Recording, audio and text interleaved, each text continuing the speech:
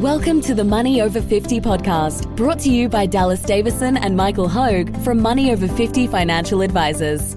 This information is general in nature and does not take into account your objectives, financial situation, or needs. Therefore, you should consider whether the information is appropriate for you and your personal circumstances. If you require personal advice, please contact Money Over 50 Financial Advisors. Here are your hosts, Dallas Davison and Michael Hogue. Welcome to Money Over 50 with Dallas and Michael. Dallas, topic today, you make your money by holding for 30 years. Thanks, Michael. This is probably one of those podcasts that's going to be more of a rant of me talking for 3 minutes, which is good because I think you're sort of ready for another coffee today. Yeah. So we just bought a house recently, Nick and I, and which, if anyone has... Welcome to society, Dallas. Welcome to society. You've been resisting it for so long. So now, if you've listened to the podcast where I've been on a rant about you said why I decided to rent again, and why it's a good idea for you, it could well be. Yeah, it definitely. I would because say, you went into this kicking and screaming. I did go into this kicking and screaming. It pains me still to know how much this is costing me. It's costing you a lot of money, which I'll do another whole separate podcast about the real cost of home ownership in some time. But where this, so everyone's heard of the phrase, you make your money when you buy, and when you go to buy anything sort of substantial, that's just a phrase that gets rolled out. You make your money when you buy. You make your money when you buy. You make your money when you buy, and it's just repeated. And I thought about it, and I realised it's just absolute crap. It's actually not true. No. Now, my reasoning for this is that if you look at, because it denotes that you the saying comes from you got to buy for a bargain. Yes. Yep. Exactly. So where that saying comes from is you make your money when you buy. Yep. You've got to get this for a bargain. Yep. If you get it for a bargain, price, obviously. Yep. Which of course would be nice. Sorry. Yep. I just thought I would clear that up because it's a saying that some people may not have heard of. No, it might not. I thought I would just clear that up for the listeners. So the phrase "you make your money when you buy," it's exactly right. It implies that it almost, and this I think the dangerous thing about it implies that it doesn't matter what you buy, and it implies that it doesn't matter what you do after that. You make your money when you buy. Now, for most people, and where this kept getting spouted the other day was when we were discussing with people the fact that we were buying a house. People would say, you make your money when you buy it, and then they'd tell the story of, we bought our house 30 years ago for, $50,000, and now it's worth $450,000. And it's a weird thing that people hold in their head. Yeah, to me, those are conflicting thoughts. So if you bought anything for $50,000 and now it's worth $500,000, does it actually matter whether you bought it for 50 or 60 or 40? It really doesn't. It just doesn't. It does not matter if you buy the right asset, and again, I'm not saying that a house to live in is the right asset, but I'm saying whatever you buy, if you buy it and you buy the asset that's right for you, that you need and that you are going to hold for the next 30 years, you will make money out of that. Now, if you buy the wrong asset, or you buy something that you didn't really need, or you buy something that you can't hold for 30 years, or that you're not willing to hold for 30 years, then you need to buy a bargain. Then you need to do all sorts of shenanigans to try and pick the time to get in and get out, and know a bloke who's got this special deal here, or some tricky way to finance it, or something like that. But for most people, where this phrase comes from is when they buy their house, and we've touched on this before. People's attitudes or people's behaviours around their home are the perfect behaviours when it comes to investing, which is that they look at a place, they really think deeply about it. They go, right, this is the place that I want to own for 30 years. They go, they buy it. Whether they get a bargain or not, it's not completely irrelevant, but it's pretty well irrelevant. And then they just hang on to it for the next 30 years. And then at the end of 30 years, they pay over that 30-year time frame. Generally, they pay no attention to what the price does. They just don't care because they know it doesn't matter. They want to keep it for the next 30 years. All of a sudden, they pop their head up in 30 years' time, and the thing that they bought for $50,000 is now worth $500,000 or whatever the equivalent is. Now, And often when people tell you this, and they go, I bought this house for 50 and it's now worth 500, or I bought this thing for 50, or I bought into this business, or I bought these shares. When you look back and do the percentage returns on that, it's often not that great. You know, they might have only got a 3 or a 4 or 5% rate of return.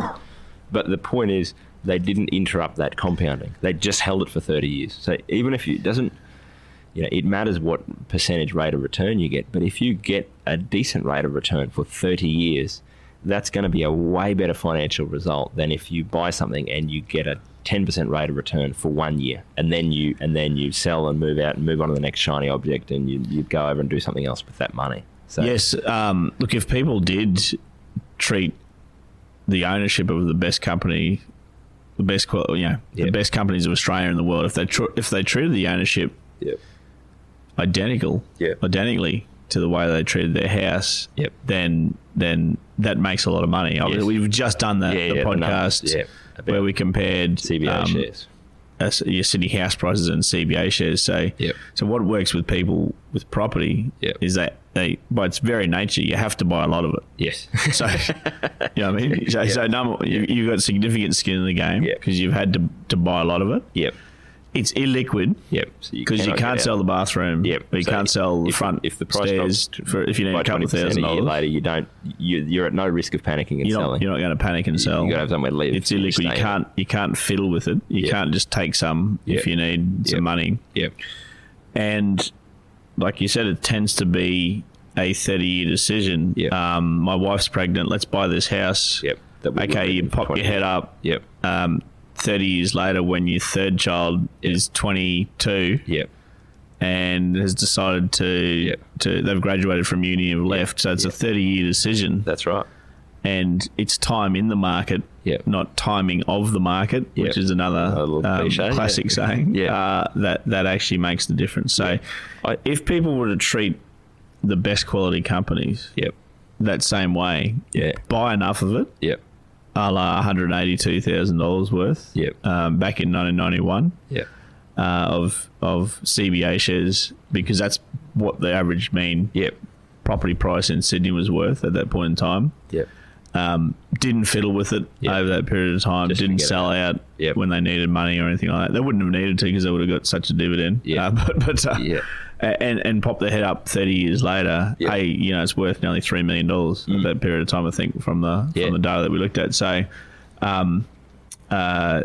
people tend not to do that because the good quality companies of Australia and the world, they're liquid, as in you can sell part or all of them at a moment's notice.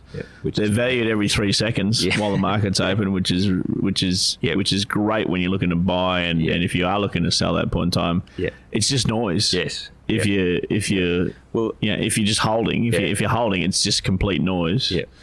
And it's distracting noise, obviously, when the markets are going down. So it's like, I guess that's the two. If we look at those two comparisons of buying a house to live in versus investing in companies, buying a house couldn't be, without meaning to be, it's set up to be the perfect way to make an investment decision, and buying companies is set up to make it as hard as possible. It's valued all the time. It's, you know, at the push of a button you can get in and get out. There's, you know, it's reported all the time. It's easy to track how that's gone over time. You can see exactly what your percentage return was over however many years. I think that's an interesting one. The phrase that I love, and I've heard about this with, like, I know a lot of people, particularly out west, so people off cattle properties that have got money that they've invested, and I think there's something in the type of person that buys a property 50 years ago, cattle property, and then just, you know, works it for 50 years. Some of those people have done a similar thing and CBA shares are a good example. I know a lot of people out west that have just gone, right, it's what they call the coffee can investing approach, where they bought shares in CBA or in NAB or in whatever 50 years ago. They got their share certificate, the physical share certificate. They put it in a coffee can to protect it from the rats and mice, and they put it under the bed, and then they just forgot about it for 50 years. That, again, it doesn't not matter. It matters what you invest into, But it really doesn't matter what price you paid 50 years ago if you're going to do that. It just it doesn't matter whether you got the top of the market or the bottom of the market, or whether you all that sort of stuff is just noise over 30 years. And I had a similar example. I caught myself thinking about this the other day. To use a different example. So, any long-time listeners to the podcast know that I grew up on a little cattle property, and when I was a kid, one of the first things that we got given was a calf, and so you get given a calf every year, as, in lieu of basically child slave labour for many years. So, by the time I left school, you actually had a fairly substantial herd of cattle.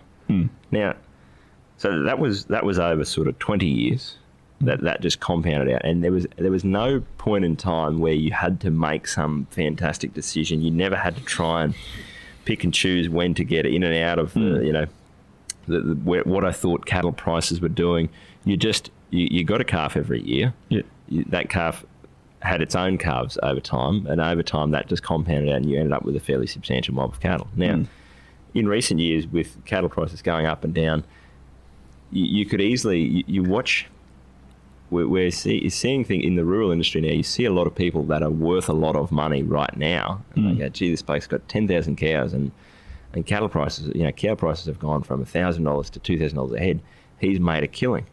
Well, it has gone up by a lot in the last 2 years, but the point is that he started with 1,000 cows 50 years ago, and then he just bred up his numbers. He slowly accumulated, bought the place next door, bought a breeder block, up north. He did all those little things just slowly over time and never sold. He never went, gee, prices are really good, I'm going to sell all my cows now and buy back in, or I'm going to do any of that sort of stuff.